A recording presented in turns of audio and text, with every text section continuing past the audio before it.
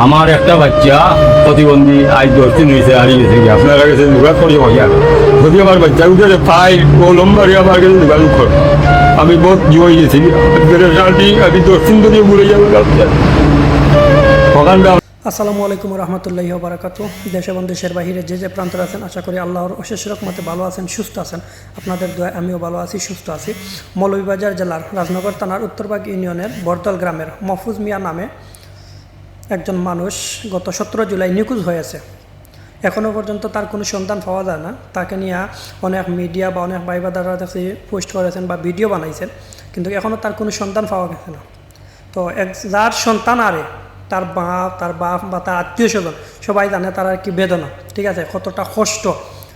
আপনারা তো অবশ্যই স্ক্রিনের মধ্যে দেখেন তার বাবার কত হাজারি কত কান্নাকাটি করতে, এখনও তার কোনো সন্ধান পাওয়া যায় নাই।